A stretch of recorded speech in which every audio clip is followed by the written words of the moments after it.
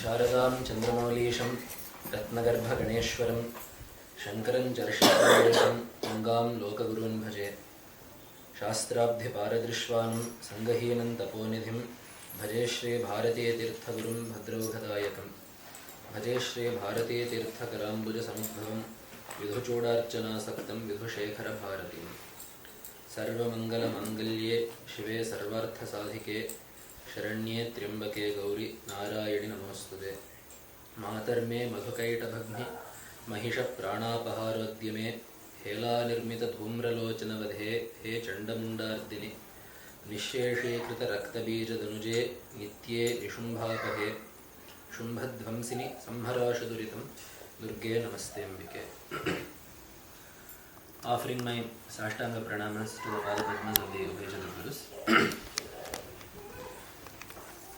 The topic of the camp has been announced as Vedanta and Devi Bhakti or Devi Aradhana, something of this nature.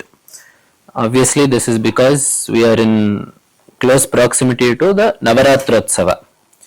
We have it is common in our usual usage to say Navaratri. Usually we all say that Navaratri Utsava, Navaratri Shubhashaya. But as per Sanskrita, it is Navaratra.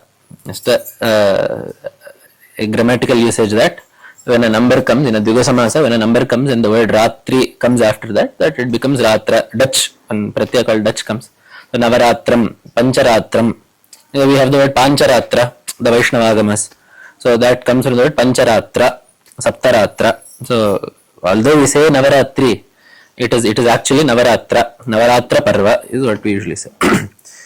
So why do we have so many festivals across the year?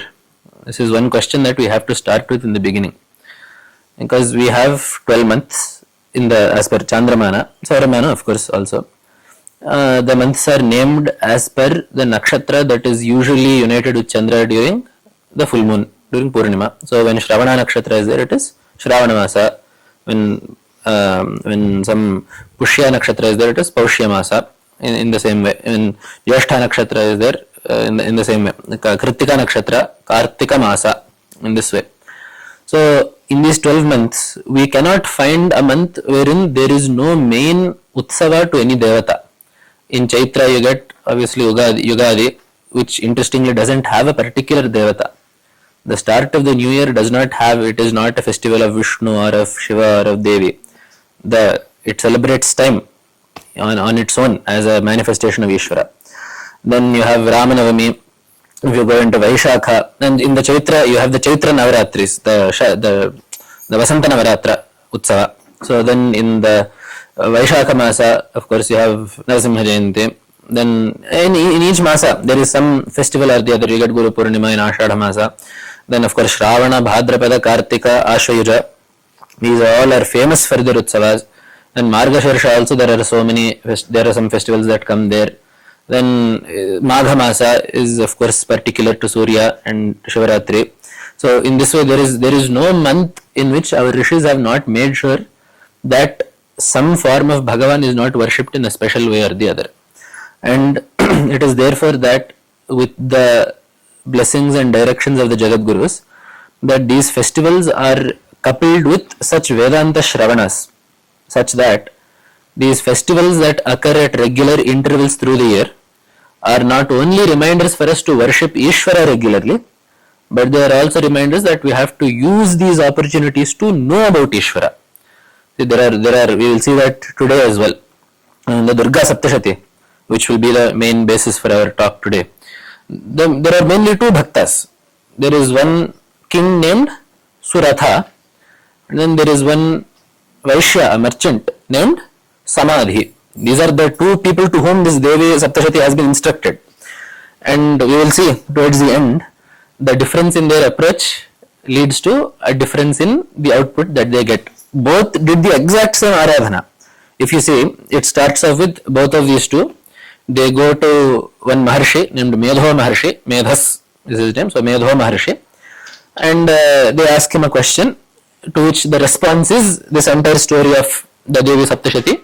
Devi Saptashati, Durga Saptashati, Devi Mahatmya, Chandi Saptashati, Chandi Mahatmya, all of Durga Mahatmya, these are all names of the same text. These 700 shlokas. So that is the instruction that follows from that Rishi. And then in the end, these two people who have listened to the entire Saptashati go and sitting in the same spot, on the same banks of the same river, they do the exact same puja to one murti of Devi. They both make a murti of Devi out of the sand of that river. For 3 years, they both do the exact same puja. And when Devi comes though, they ask for different things and they get different results. So it is one more reminder that Aradhana is of course necessary. The worship of Ishwara is not something that we can do. It is something that we must do. You owe the person who has given you all of this a great debt, and it is only through his grace that you can go forward either in the material sense or in the spiritual sense of life. So worship of Ishwara is not optional. It is very much mandatory in Sanatana Dharma.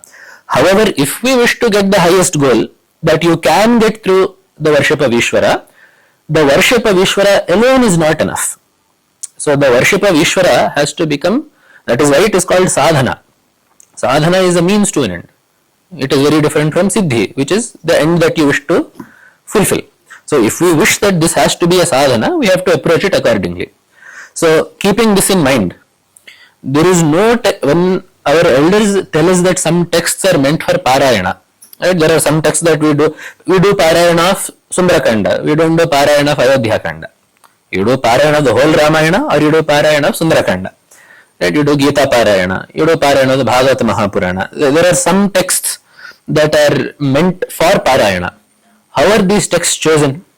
That is one more thing that we have to discuss, because when we are talking about Saptashati, before we enter Saptashati, we have to understand the nature of the text.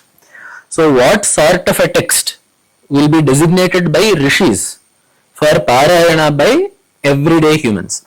Because these Parayanas and all are not meant for just some Uttamadhikaris who are one step away from getting Brahma Sakshatkara.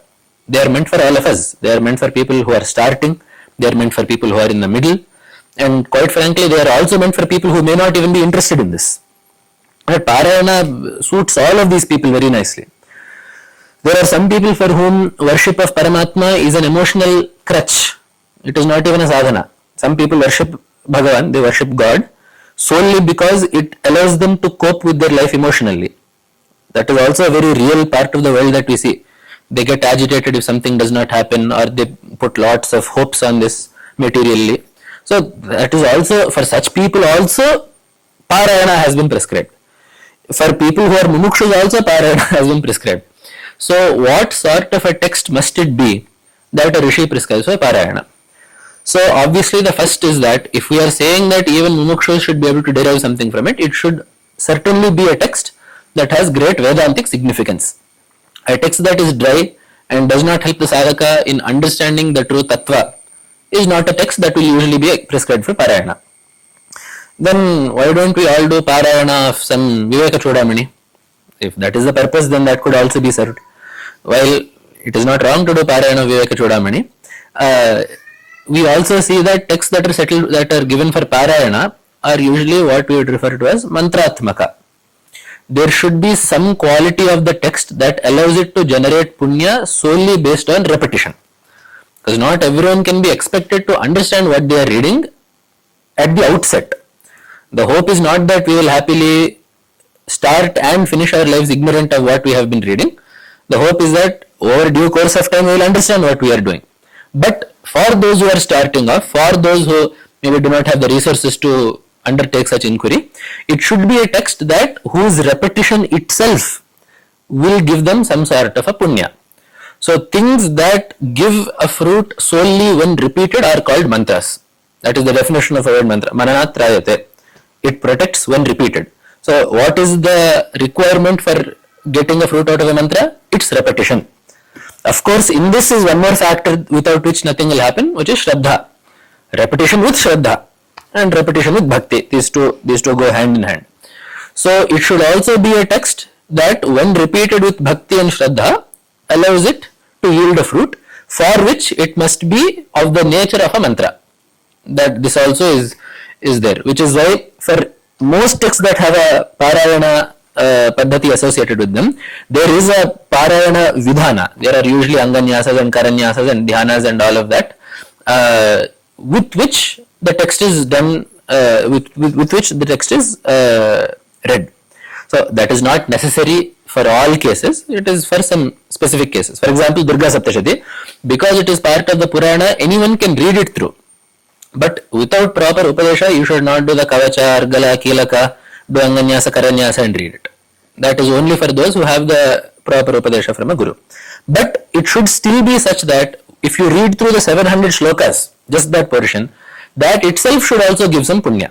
So it is such a text that is designated for Parayana, and it is exactly such a text which is Durga Saptashati. Durga Saptashati conforms to this exactly. It is the manifestation of the Chandi Navarana mantra, also known as the Chamunda mantra. It is 9 lettered, we do not have to go into the specifics, but it is that Devata named Chamundi or Chandi. Chandi is the more common name. It is this Devata who forms the subject matter of Durga Saptashati. So that is to start off with. Now we have said that the Devata here is Chandi. So who is this Devata? Before we go into the text, we have to look at that also. Who is Chandi? What does Chandi mean? Chandi, Chadi Kope is the root, the dhatu. So anger. Chandi means she who is angry, which is why even in Kavyas and all, when the Nayaka is talking to the Nayika, and when this is happening, you will see very often that the Nayaka will refer to the Nayika as Chandi. In the Meghabhota, Hante kasmin kwachidapi nate Chandi sadrishyamasti, says the Yaksha through the cloud to his beloved. So there he has called his wife as Chandi. Right, because in that sort of a relationship, it is very often the case that X keeps getting angry at Y and Y has to keep calming X down. This is always there. So we see that in such relationships also the word Chandi is used. Obviously this is not a meaning that fits when we are talking about Parameshwari. Right? Chandi is not a Devata. She is Ishwara in female form. Right? That one entity who is responsible for the Srishti Sthiti Layas. So Chandi is not just someone who is angry. Right? Someone who is angry is someone who needs Vedanta, not someone who is the object of Vedanta. If you are getting angry, you need to sit in a Vedanta class. You will not be what is taught about in a Vedanta class. Right? If we are sitting talking about Chandika Parameshwari in a Vedanta class, it cannot just be that she is angry all the time. So then we have to understand anger. This is how Vedanta goes. Like when you open a lotus, you keep opening one thing. So what is anger now? That is one question that we have to answer. Because this question is not unique to Chandika Parameshwari. Every single form of Ishwara that we worship has two forms. Right? The Saptashati is also very clear about that. Saumyani yani rupani trailokye vicharantite yani chatyanta ghorani tai rakshasmas tatha bhuvam. There are many forms of you, O Devi, who walk upon this earth, who fill this cosmos. Some of them are Saumya. The word Saumya comes from the word Soma, pleasant, like the moon. So some are very pleasant. Yani cha atyanta ghorani. Some are exceedingly fearsome to look at. So with all of these forms, the pleasant and the unpleasant, may you protect us. It is perhaps a fallacy of the human mind that when we assume that there is a God who is good, we also immediately mentally construe him as benevolent, pleasant, peaceful, which is not wrong. But when you conceive of a Shakti that runs the entire cosmos, that does come with all the dualities of the cosmos. Right? Not everything is always happy and sunny all the time. There is rain, there is also storm. There is sunshine, there is also shade. So when you have a Paramatma who has to run everything, he will have two angles to him through which he runs both of these sides of the universe. So when Dharma is upheld, he is Prasanna. When Dharma is transgressed, he is Ugra, angry. Right? Which is why, as I was saying, every form of Paramatma that we see has both of these forms. When we worship Devi, you have Gauri, you have Saraswati. On the other hand, you also have Durga and Kali. When you are worshipping Shiva, you have Dakshinamurti, Sadashiva, Kameshwara. On the other hand, you also have Rudra, Bhairava. This is also there. Then when you are worshipping Vishnu, Mahavishnu, on one side you have Krishna, Rama. On the other side you have Narasimha and Sudarshana. Right, in the same way, even in Ganapati for that matter, right, there are forms of Ganapati, for example, Mahaganapati. Mahaganapati is generally peaceful. There are some forms of Ganapati that were taken solely to destroy Rakshasas. So those will be counted as Ugra. So the nature of being angry is the nature of transcending everything else. Right? Whom do we show our anger to? We show our anger upon those whom we are sure we are more powerful than. Right? There is a reason why we do not show our anger upon politicians and prime ministers, but rather on the dog that we raise at home. It is because we are sure of our mastery over one, and we know that we do not have mastery over another. So anger only applies when you have mastery over something else. Right? There is a reason why the mother has the right to get angry at the child. The child may get angry at the mother, but that anger is quite useless. Right? At the end of the day, what will happen is what the parents want. The child is not in control of the situation. Whereas when the parent gets angry, the parent is in control of the situation. And it is for that reason that Ishwara's Krodha also is given such importance. The anger of Ishwara is not like our anger, because the anger of Ishwara is not our angry reaction to there being not enough salt in our food. Ishwara's anger is the anger that happens when a parent sees a child committing a mistake and has to show anger despite loving that child to bring that child back into the path. Right? There is a difference in the natures of these angers, which is why only someone whose anger is useful is worth praying to. And this is also there. If we want to pray to someone, they better be someone whose anger is actually useful. Which is why there is one shloka. Prasado nishphalo yasya kopo picha nirarthakaha natam bhartaram icchanti shandam patimiva striyaha. This one shloka is there. Someone whose prasada is nishphala. He is very happy with you, but it does not help you at all. In the same way, kopo picha nirarthakaha. His anger is of no consequence to you. Natam bhartaram icchanti. You cannot seek out that person as your support. Bharta here means someone who sustains, who supports. Right? Such a person is quite useless as someone to seek refuge. If he is benevolent to you and he is still unable to do anything for you, what use is his benevolence? In the same way, if he is angry and his anger is of no consequence, then what command does he actually have? Right? So we do not seek out such an Ishwara, such a person, but we rather seek out the Ishwara whose prasada and krodha, whose benevolence and fury are both useful to us. Right? Ishwara's anugraha is useful to us. Ishwara's anger is also quite useful to us. Which is why even the Rudra Adhyaya starts with not even a namaskara to Rudra. Namaste Rudra Manyave. First, namaskara to your anger.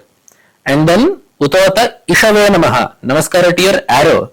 Then, Namaste Astu Dhanvane. Namaste to your bow. Bahubhyamutate Namaha. Then, namaskara to your arms. So, the way that the mantra goes is, the first thing you see is that the other person is angry. Namaskara to that anger. How does he seek to connect with you using this anger? There is an arrow. So, namaskara to that arrow. How is the arrow being deployed? Through the bow. Who is controlling the bow? The arms. Whose control are the arms in Rudra? Even the Rudra goes in this route because it is that anger of Bhagavan that we seek to propitiate first. So, we seek that we do not transgress dharma and thereby be the objects of Bhagavan's anger. And we also seek Bhagavan's anger upon those who transgress dharma. Right? This is also one thing. Not even in this also. Evameva tvaya karyam asmad vairi vinashanam. The Devatas ask, we seek that you take avatara not only to protect us, but also to kill those who transgress dharma. Then what is the difference between us and other religions who say that anyone that does not believe in us must be killed? If we are also saying that anyone who is against dharma should be killed, and other people who are saying anyone who doesn't follow our religion should be killed, what is the difference between these two? The difference is that what we mean by dharma is quite different. What we mean by dharma is balance. If everything is balanced, this world, this cosmos runs in a proper way. The forces that keep this cosmos balanced are called devatas. The forces that imbalance this cosmos are called rakshasas. It is not a question of subjective good or bad. If that were the case, then every tiger would be a rakshasa and every cow and every deer would be a devata. That is not the case, because the tiger killing the deer is not adharma. It is very much dharma. There is a force of nature wherein There is a predator, there is a prey, there are populations that ebb and flow based on the way that the predators prey upon other animals. That is very much part of dharma. It is not just killing is bad, living is good. Things are not always that simple. There is a balance of the cosmos. That balance of the cosmos is called dharma. What does this balance rest on? Natural law. Right? The water has a particular nature to it. Air has a particular nature to it. Plants have a particular nature to them. All animals, the way the bodies of beings work, that also has a natural process to it. So this natural process through which everything works as designed by Paramatma is called dharma. Anything that contradicts this is called adharma. So following dharma for us is not just sitting in front of one particular devata and putting flowers in front of it. What we mean is there harmony and balance in society? Is there harmony and balance not just in society but between us and nature? Are we understanding that we are part of that nature that has to be in harmony? All of this falls under the purview of dharma. So when the devatas tell Devi that asmad vairi vinashanam kartavyam, you must destroy everyone that opposes us, this is not some Gundaism that the devatas are doing. Right? The devatas, being those forces of nature that are responsible for keeping the world in harmony, are saying that anything that disturbs the harmony of the society, anything that disturbs the harmony of nature, anything that disturbs the natural order of things must be immediately corrected by you. Why should she correct it? Because all of this is hers. This belongs to her. Right? Whose job is it to maintain the house? The person who owns the house. Right? So the responsibility of the balance of the Jagat falls upon Ishwara, whose creation all of this is, and the people within the Jagat, who are all his citizens, who all are controlled by him. Their protection also falls upon Ishwara, which is why the devatas do this Prarthana. So Chandika Parameshwari is that Ishwara due to whose anger the world works as it should. And as is the case, every time that we worship Ishwara, it is always a tattva that is brought out in the Upanishads. This nature of Ishwara is also very clearly told in the Upanishads. Bhishasmad dvatah pavate, bhishodeti suryaha, bhishasmad agnischandrascha, vrityurdhavati panchama iti.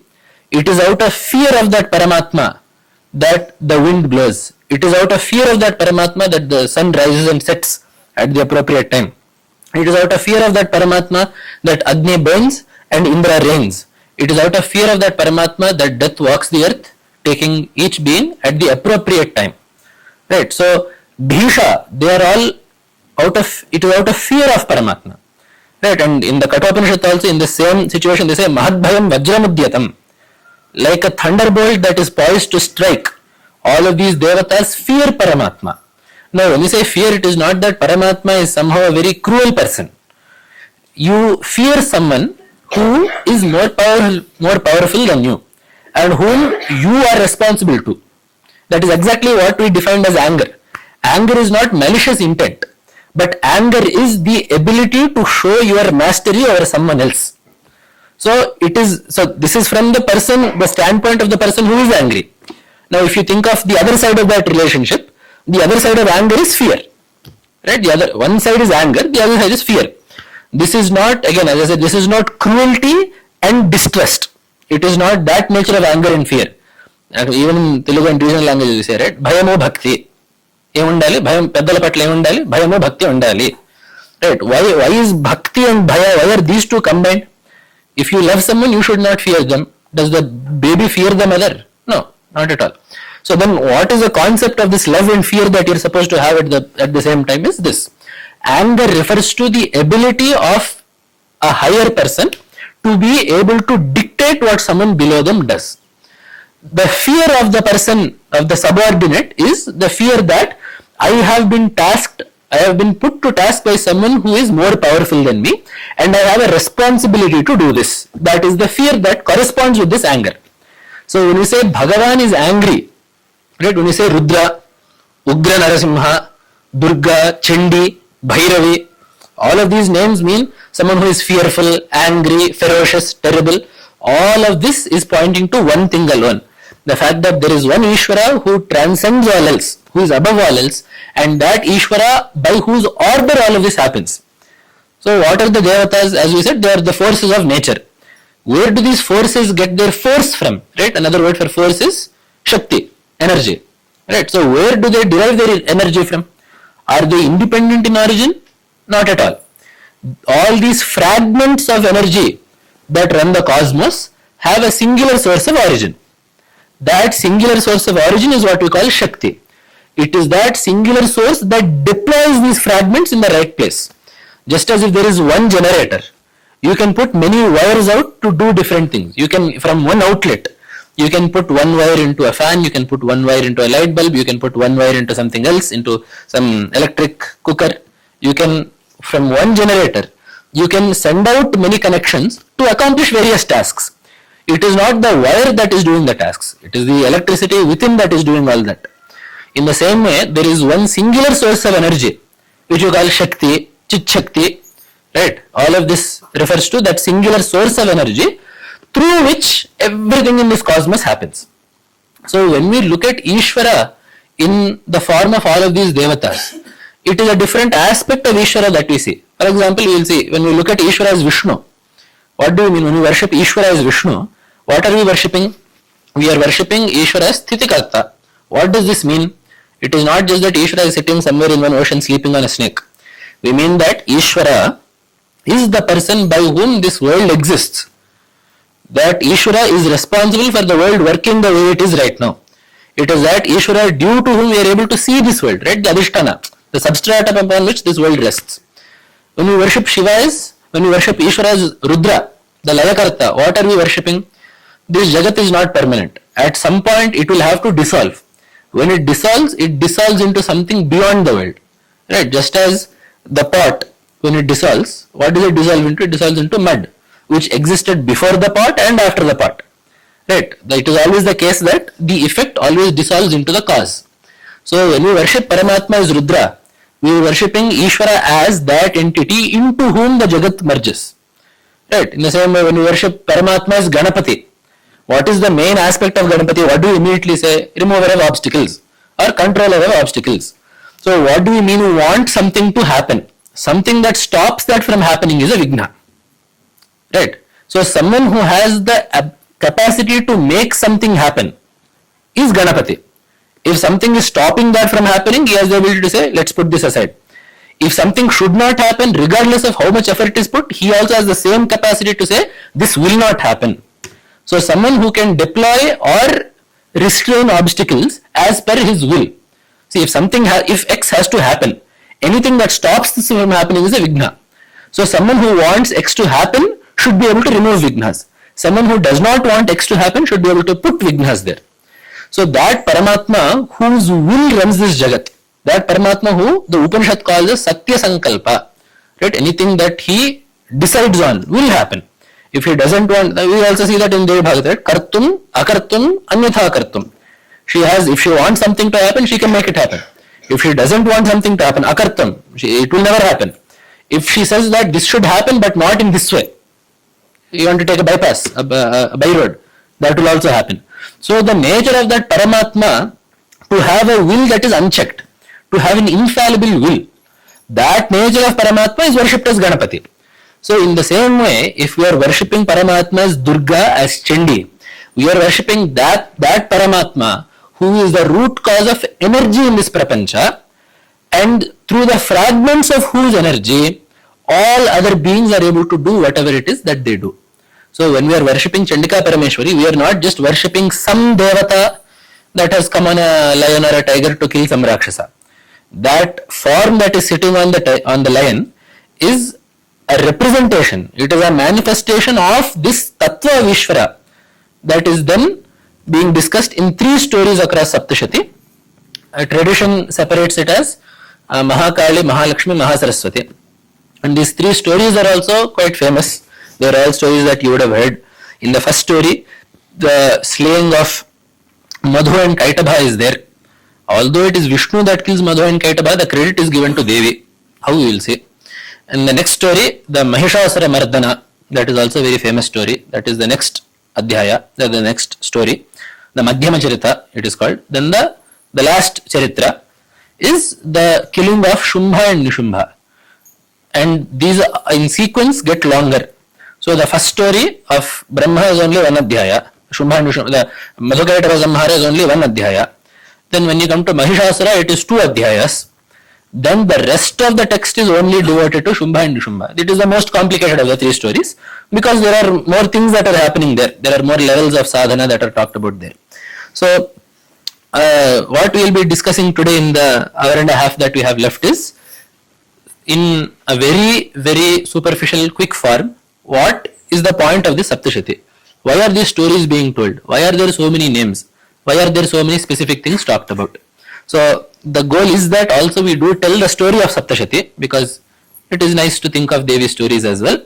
And through this we will also look at some Vedantic concepts as well, because there are some parts of Durga Saptashati that are purely story. I am not saying that every single verse in this is going to be some beacon for Brahmajnana, but there are certain portions which, if understood, everything else falls in place.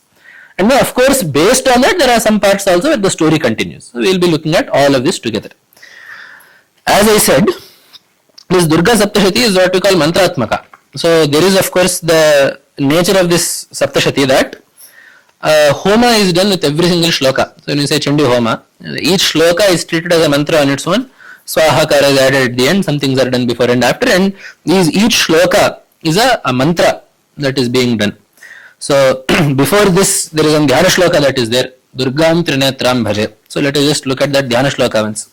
Vidyuddama Samaprabham Mrugapati Skandhasthitam Bhishanam Kanyabhi Karavala Kheta Vilasad Hastabhirasevitam Hastesh Chakra Darasi Kheta Vishikhamsh Chapam Gunam Tarjanim Vibhranam Analatmikam Shashidharam Durgam Trinetram Bhaje. So although there are three Dhyana shlokas for each part of Saptashati, generally we can look at this. So Durga, Chandi is not different from Durga.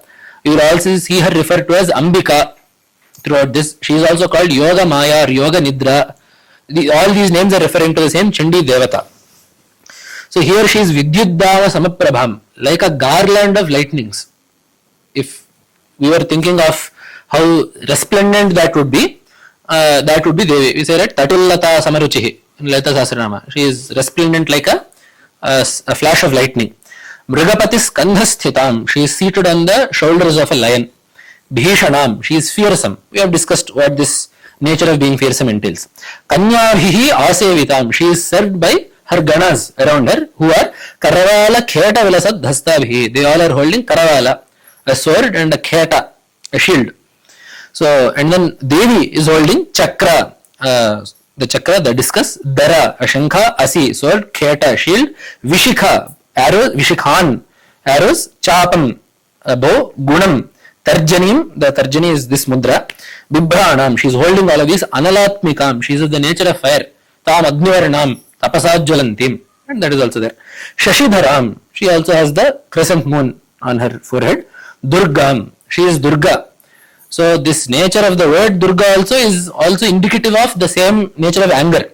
Durga means Durlab. In Lalita Sahasranama we have many names wherein a sequence of names will give us the meaning. Bala, Leela Vinodini. When you say Devi is Bala, what does it mean? What do children like to do? They like to play. So Bala is Leela Vinodini, she who enjoys playing with this Jagat. In the same way, we have Durlabha, Durgama, Durga. Durlabha, Durgama, Durga. Durlabha, she is hard to obtain. Durgama, she is hard to go to. Obtaining and going to are two different things. If something comes to you, that is obtaining. If you go to something, that is attaining. Both of these are very hard with Devi. Because getting Sakshatkara, that Brahma Sakshatkara is happening here in your very heart, realizing her as Brahman. So she is Durlabha, she is hard to obtain. And then she is also Durgama. Even in the Saguna form as Ishwara, she is very hard to approach, because same story, Prahlad Charitra, same thing, right? That is what happens when Narasimha is seated on the throne after killing the Rakshasa.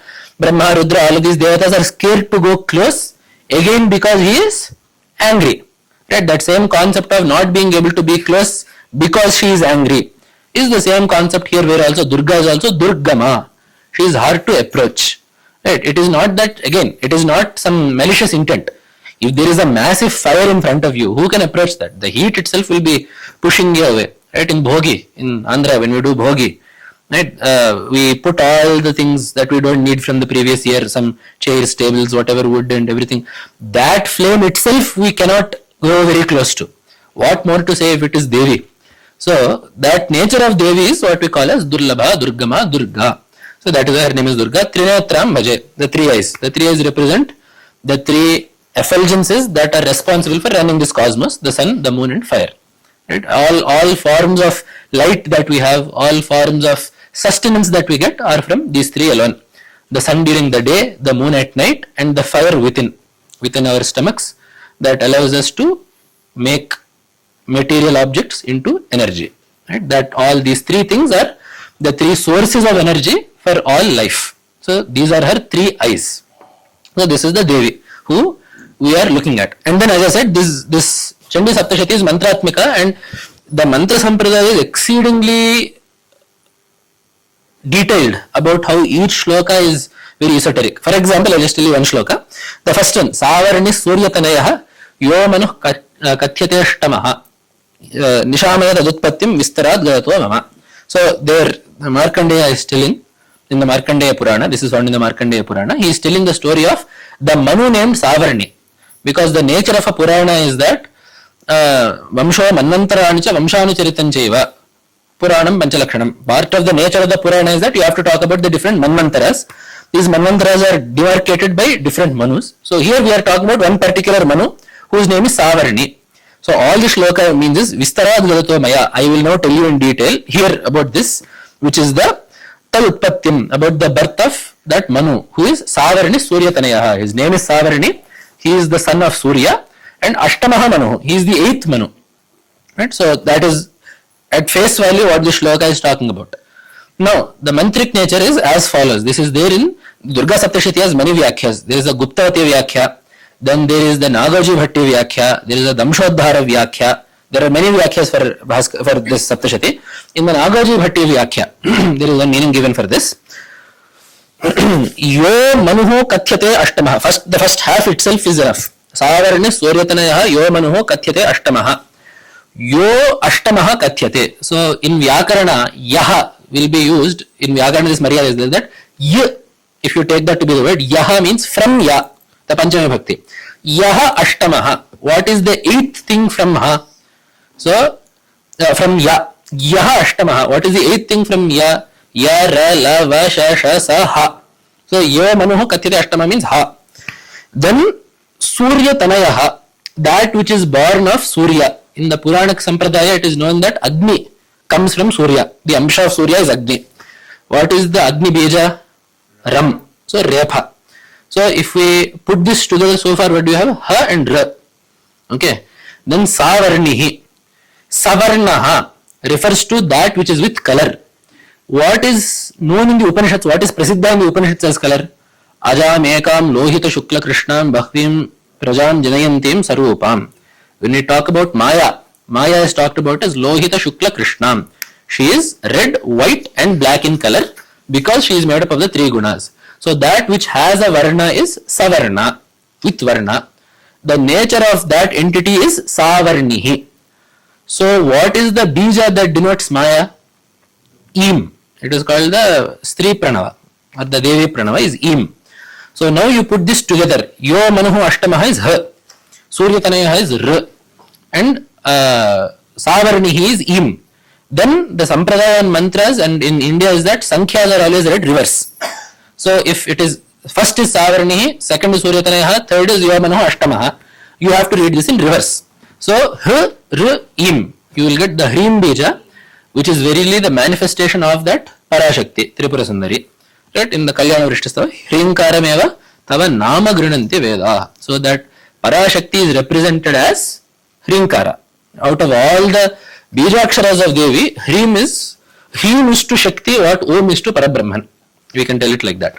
So in this very interesting way, in the first half of the first shloka itself, the mantra of Devi has been shown or hinted at. So in this way many things are there in the Saptashati. We do not have to go into detail in all of them. Then if we start the story proper. So the point is how this Savarani Manu came to become a Manu. Because these Manus are all Jivas who through virtue of some great upasana become, they attain a position. So this Manu too must have done some great upasana or anusthana in his previous janma to become the Manu later on. So what did he do is the subject material. So there Markandeya is telling that there was once a king named Suratha, and as is the story in every single Purana, his enemies conquer him, he gets kicked out of his kingdom and he is roaming in the forests. He comes upon the ashrama of a rishi named Medhas. So he is given refuge there and he stays there. Although he is staying there, he is unable to leave his attachment to his life before. He is unable to, he sits there worrying about whether my elephant is eating or not. He is sitting there worrying about whether his sons are being taken care of or not. He is worrying about whether his friends in the kingdom are still enjoying the same pleasures under whoever is ruling now. So although he is far removed from the kingdom, he is still worrying about what he feels is his kingdom. So that is his state.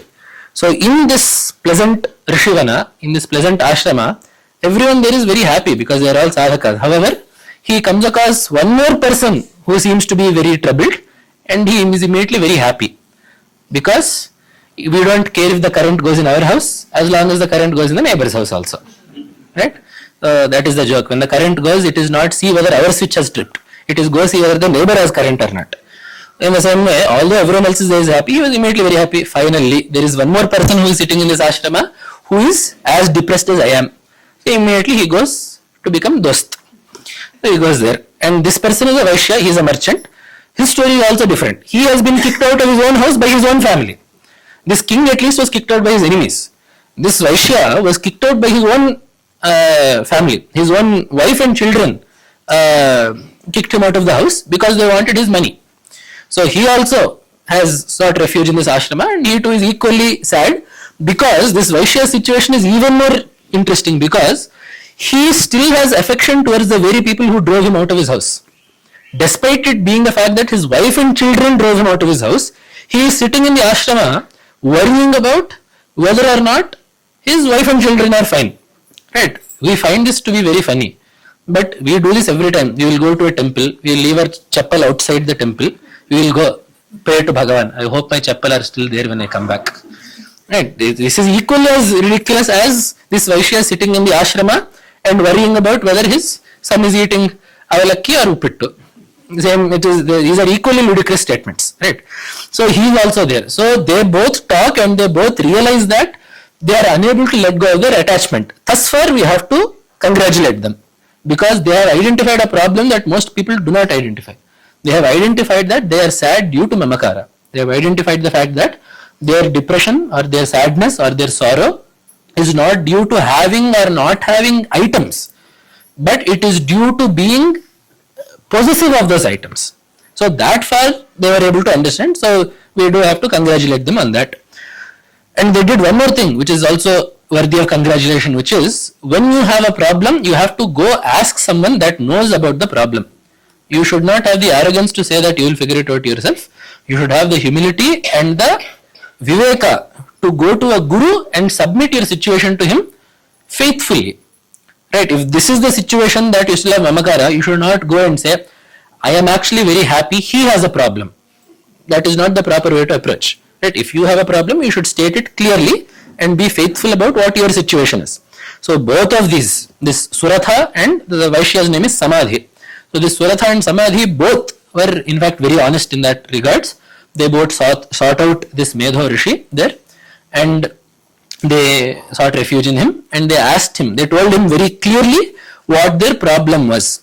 And I will not read all the shlokas, but I do also want to read the Mula in the appropriate places. The Raja tells, Mamatvam gatarajyasya rajyangeshv akhileshvapi janatopi yathajnasya kimetan munisattama. He says, gatarajyasya mama. So I have lost my rajya, but forget about the rajya, rajyangeshu. I am worried about the elements of that rajya, the elephants, the horses, the treasury. I am worried about all of those. Although I know that they are not mine anymore. Although I have lost them, I am still worrying about them. So janatopi, although I know, yatha ajnasya, then what is the difference between me and someone who does not even know that much? Someone who does not know that he does not own those anymore would also be sad. I, knowing that those are not mine anymore, I am also still sad. So why is this the case? Kime tat? What is this?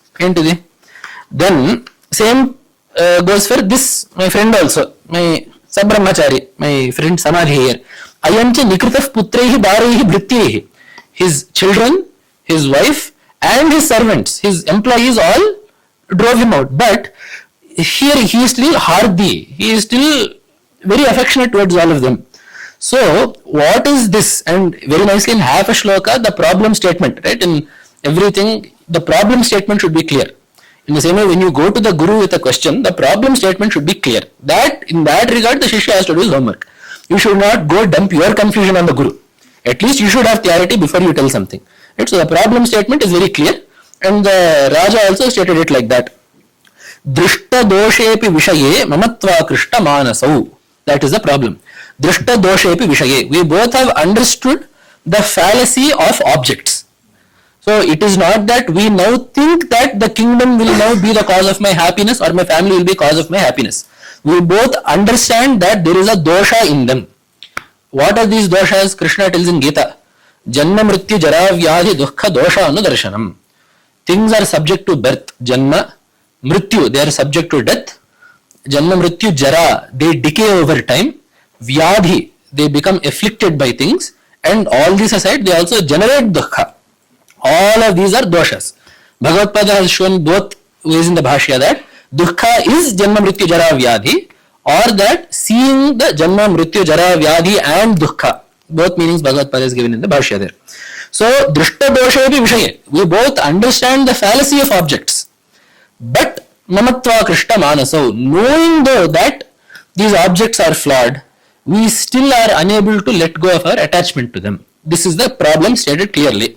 Drishta doshepi vishaye mamatva krishta manasau. Therefore, dvavapi atyanta dukkhitau. Therefore, we both are experiencing great amounts of dukkha. Why is this? Here, always the quality of a good teacher is the answer should start from something that the student already knows. You should not, if the student does not know the ABCs of Vedanta, you should not start it in the third pada of the second adhyaya of the Brahma Sutras. Vyasa Maharshi has told that is not a useful start for the student. So here too, before introducing the king and the Vaishya, before introducing Suratha and Sumedha to a very new concept, the Rishi starts his teaching from something that Suratha himself has told. What has Suratha told? Janatopi. I know the nature of the objects around me. This statement he has made. The Rishi starts his teaching from there. That is the first thing the Rishi says. Rishi Ruvacha, Jnanamasti samastasya jantoho vishayagochare. Vishayascha mahabhaga yanti chaivam prathak prathak. Maharaja, the statement that you have made that I know the nature of all of these objects. The Rishi is saying, who does not know the objects? Every single entity in this world interacts with those very same objects. So knowing the objects is not the goal here. Knowing the objects will not do anything. Because the same book that I see, you are also seeing. There is no entity in this world, there is no living being in this world that does not cognize objects. This is a straight statement. Right? There is always some object that a living being seeks out to know. It can be what he has eaten that day, it can be what he has seen that day, it can be what he has heard that day. But it is the nature that when you are a jiva, there is always a vishaya. If you are a bhokta, there is always a bhogya vastu in front of you. So, jnanamasti samastasya jantoha. And not just that these people know, vishayascha prathak yanti. Many objects also very readily make themselves available for knowing. That is the difference between the Vedanti and the Bauddha. The Bauddha says that there is no object that is known. The Vedanti says no. There is an object through which knowledge changes its form. So, jnana is one. If it is a pot, the nature of that jnana is different. If it is a cloth, the nature of the jnana is different. Jnana is one. Its nature will change based on the object. What the Bauddha says is that it is jnana alone that changes. There is no object aside from the jnana. So that is where that differs. So here though, the vishayas, the objects are making themselves available to us every day as well. And then the Rishi goes on to say, what are these different animals that know things? Divandhaf praninah kechit. Some animals can't see anything during the day. Kechid ratrav andha tatha pare. Some animals cannot see during the night. Kechit diva tatha ratrav pranas tulya drishtayah. Some animals can see during the day and the night, like cats, for example. And their eyes have that specific ability to reflect light, which is why they are able to use even the little fragments of light that are there at night and still be able to see. So such pranis are also there. And then, so all these animals are also seeing objects. The tree that the cat sees is no different from the tree that you see. Jnanino manuja satyam kinnute nahi kevalam yato hi jnanina sarve pashupakshi mrigadayah. It is not only that humans are jnanis. The very same cognition that humans have, pashu pakshi mrigadayah, those also have. So, what the difference is that there is actually no difference, is what he is saying. Jnanepi sati pashyetan patangan shavachanchushu. He says that, he gives us an example of birds. So when the fledglings, they are called, when the newly hatched birds are unable to fly, what does the mother do? It goes out, it gets some insect or something, and it puts it into the mouth of the child. The Rishi says, how is this any different from what humans do for their family? Manusha manujavyaghra sabhilashaha sutan prati lobhat pratyupakaraya nanvetan kinna pashyasi.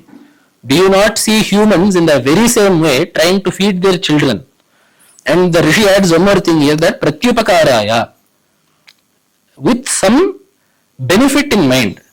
Now we may say, no, the role of a parent is one that is very selfless. Granted, it is. However, it is just a law of Vedanta that nothing you do is ever for anyone else. Everything that you do is always for yourself. Even if the mother very selflessly does something for the child, it is because making the child happy makes the mother happy. It is not that the mother does not want happiness. It is that the happiness of the mother is contingent on the happiness of the child. Therefore, the child is made happy at the expense of the physical happiness of the mother. Emotional happiness of the mother is what she wants. Otherwise, this would not have happened. This is not just for mother and children. Two friends who would give their life for each other. There too, the friend sacrifices his physical comfort such that he can make his friend happy, through which he derives emotional comfort. Right? So at the end of the day, everyone acts for themselves. Right? So this is something that is not even specific to humans. This is the case for all life. So the cause for all of this is one thing. As you only have pointed out, mamatva, the feeling that these people belong to me. Why does the mother seek to derive happiness from her child and not from the neighbor's child? See, if feeding a child gives happiness, if this is the proposition, why is it that the mother is only happy when her child is fed and not when some child in Africa is fed?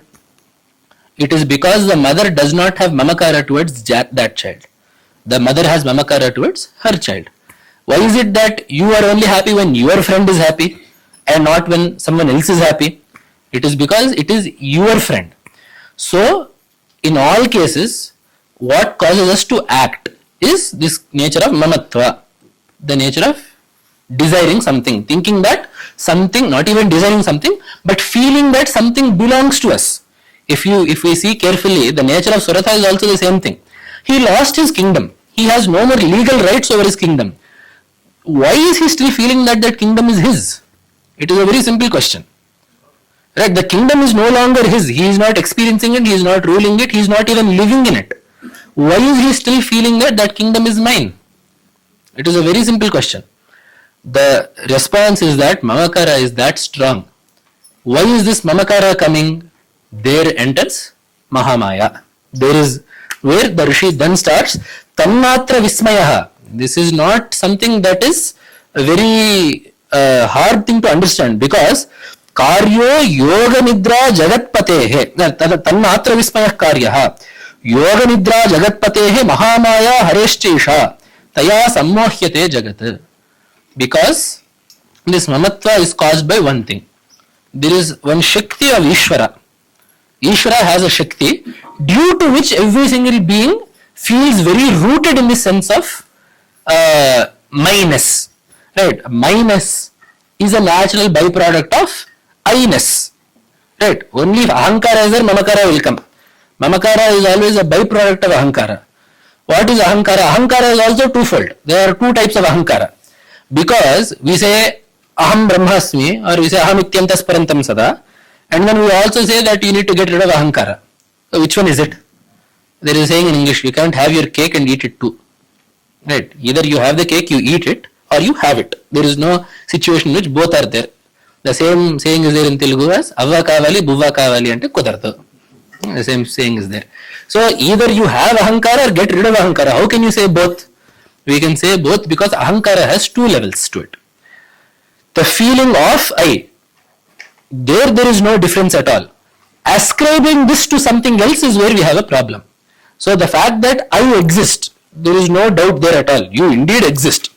But when we say I exist, we do not mean our Shuddha Chaitanya. We mean our body and our mind. When we say I exist, we mean that I, who am my body and my mind, exist.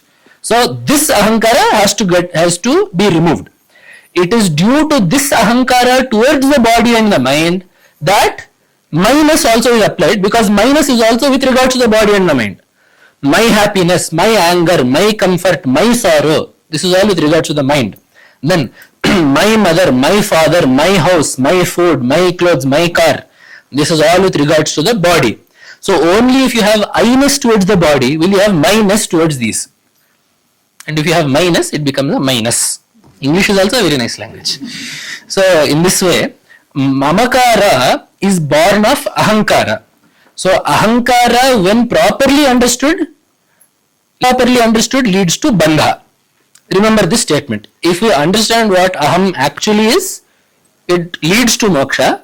If you misunderstand what aham is, it leads to bandha. Keep this in mind. Then one more thing is there here, that when we say Jagatpatehe Yoga Nidra, Harehe Maya, the Maya of Ishwara, are we discussing this Maya as separate from Ishwara? Is this Maya different from Ishwara or no? Because when we started this talk, I had said that we are seeing Chandika Parameshwari as Ishwara, as that Ishwara Shakti that runs this. Now we are saying that it is the Shakti of Ishwara. So is it Ishwara or is it the Shakti of Ishwara? The simple answer is that these two are not different. Bhagavad Pada says in the Gita Bhashya, Shakti Shakti Mato Abhedopacharat. There are some times in our usage where we will refer to two things separately, although they are not always separate. The example that is commonly given is Rahu Shiraha, Rahu's head. What is Rahu but for a head? There is no body, right? Rahu is the head. But you will say Rahu's head, Rahu Shiraha. So there what are we doing? There is an object in front of us. It has a nature as a head. It also has a nature as Rahu. You can look at that as Rahu, but if you are looking at it as a body part, it is also a head. So because there are two natures to that entity, you can refer to it with two different words. In the same way, when we say Ishwarasya Shakti, the Shakti of Ishwara, it is because there are two different natures. There is always an entity who is controlling and the means by which he controls. Usually these two are separate. For example, when you drive a car, there is a driver, there is also a steering wheel. Through the steering wheel, the car becomes driven. The driver decides how to drive it.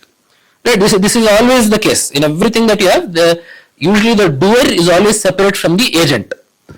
The agent is what we call the Karana in Sanskrita. The doer is called the Karta. However, in the case of Ishwara and the Jagat, this is not the case. That is why we have one thing called Abhinna Nimittopadana Karana.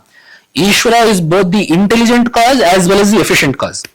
When someone makes a pot, the potter is different and the mud is different. When Ishwara creates, however, it is not that he is using something other than himself to create. His Shakti is what he uses to create. The example that the Upanishad gives is Yathornanabhisrite Grinhate cha. As a spider creates. The spider creates itself. The web is part of its own body. And as soon as it finishes, it eats up the web again and it goes back to being part of its body.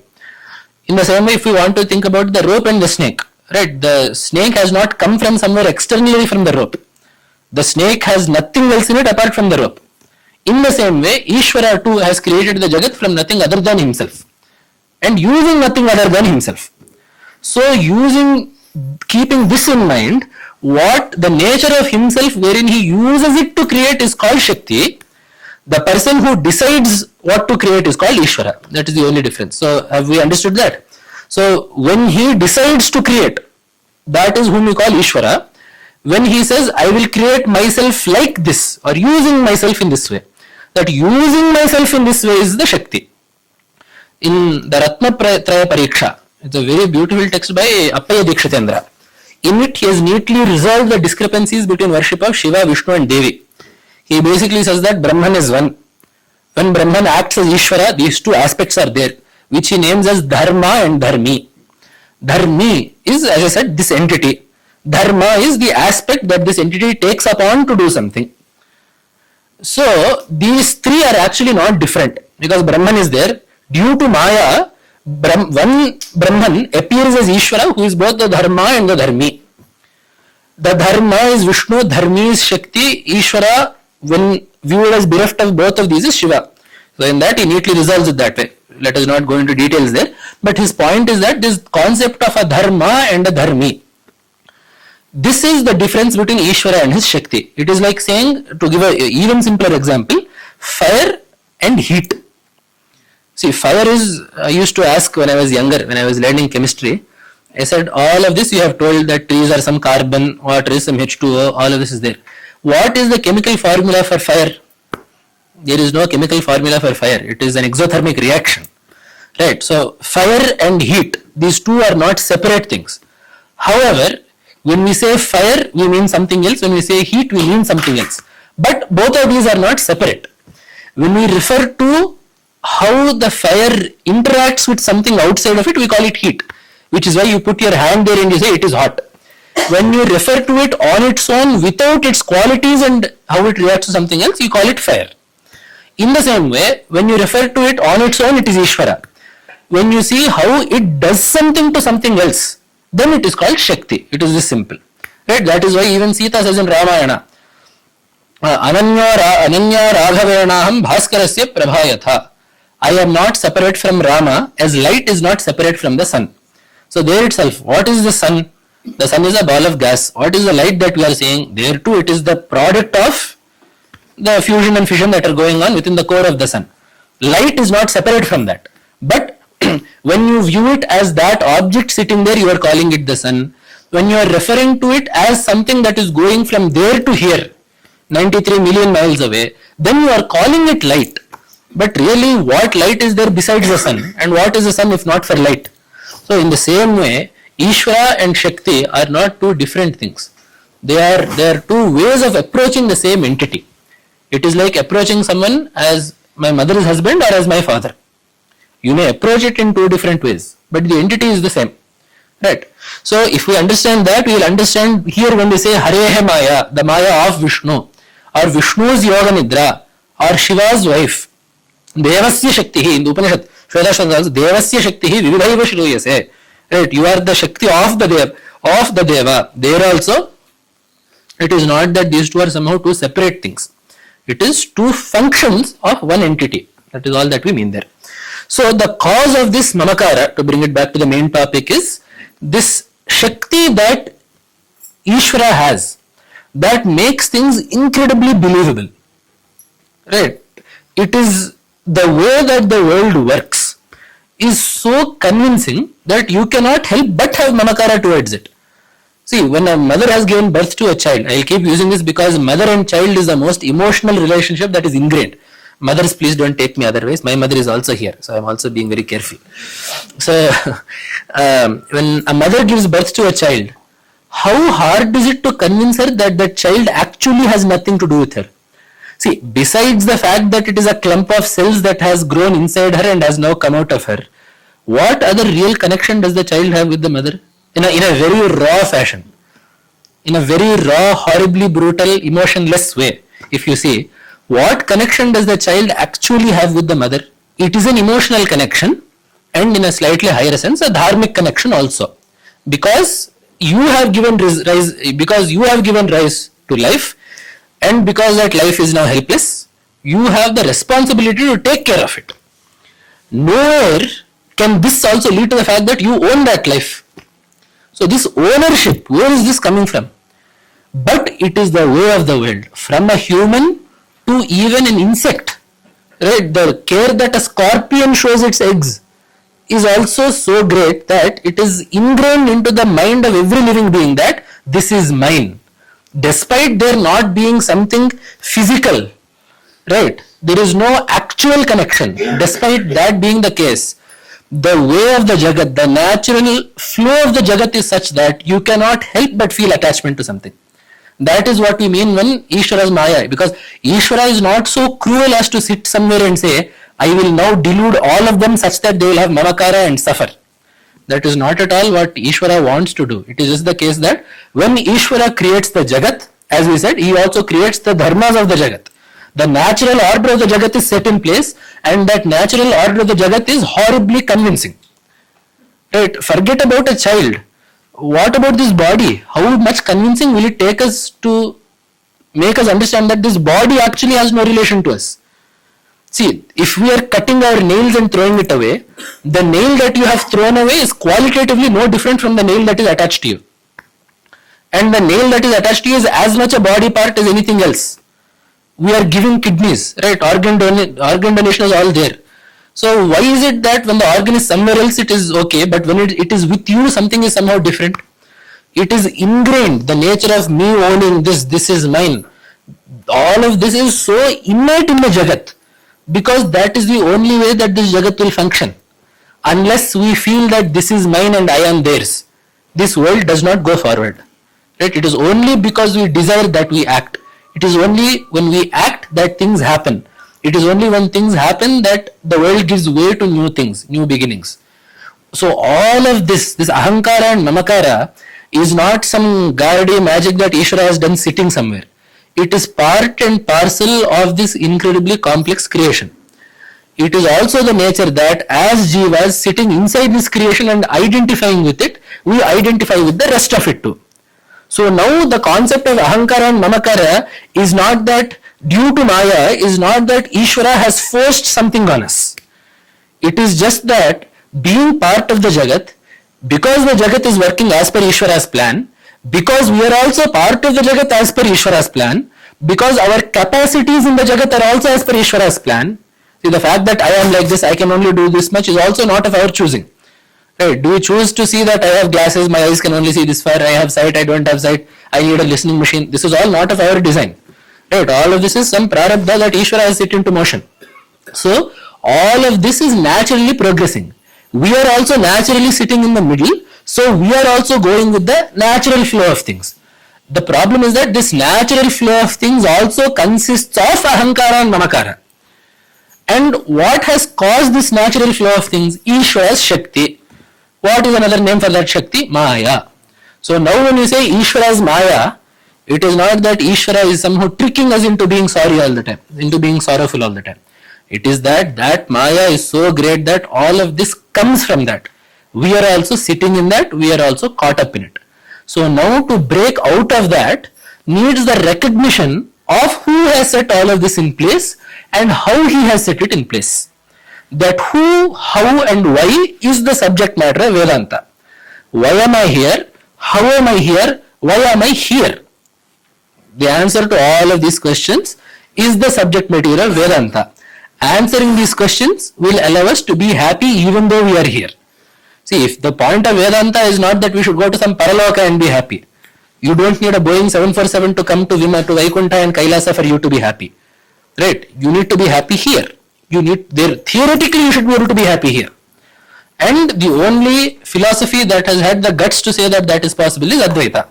Because no one else has said that Jivan Mukti is possible. For every other sect within the Vedantic fold, the prerequisite to permanent moksha is going somewhere else. It is only in Advaita that we say that Ishwara has put this around you, you are also here. It is possible for you to be in the midst of this and still be happy. You can still achieve unperturbed happiness, pure happiness while still being here. That is why Upanishad is also clear. Atra Brahma samashnute. He experiences Brahman here or not. Tavevam viditva amrita iha bhavati. Iha, here and now. He will experience immortality. He will experience that bliss. So this is only possible if we understand why this has come to pass and why we have been put in the middle of this. So when we talk in Vedanta about ahankara and mamakara, this is not some abstract concept that is only limited to ourselves and our bank accounts. This is the bread and the butter of the world. So the concepts of Ahankara and Mamakara, and that Maya causes all of this, and that this Maya is under Ishwara's control and is in fact not that different from Ishwara as well, and that only through realizing its true nature can we transcend all of this. This all very neatly falls into place. So now we understand why the answer to I have mamatva towards my kingdom, what should I do? Why is the response Devi has killed some asura somewhere? The response, this only connects if the cause of your mamakara is the natural play of that Devi. If you understand the leela of that Devi, you will understand why you have mamakara, and you will understand that it is her leela, it is nothing to do with you. That is to say, this ahankara and mamakara are only transactional, right? The world has to work in a certain way. Devi's will is like that. There is a dharma in the Jagat. The fact that I was in the kingdom until then and had a duty as a king is part of Devi's leela in making this Jagat run. Now that I am out of that position, my role in Devi's leela is no longer to be the king ruling that kingdom. So my connection with the kingdom is only insofar as it is part of Devi's leela. Now that that role of mine has finished, I should not have any more attachment towards that. Is it clear now? That when it is one Paramatma who is running this cosmos and set some laws in place, we are part of that. We are not the makers of that. So mamatva is not decided by us. It is decided by him. Right? So even the relationship between the mother and the child, has the child decided that that will be her mother or its mother? Has the mother decided that this will be her child? The mother cannot even decide what the gender of the child will be. She has no control over what the height or weight of the child will be. She has no control even over the health of the child that is born. So when this is the case, we should understand that all of this is part of her leela. So the fact that I am this child's mother, the fact that I am this person's friend, the fact that I am in this position is part of that. It is not actually relating to me.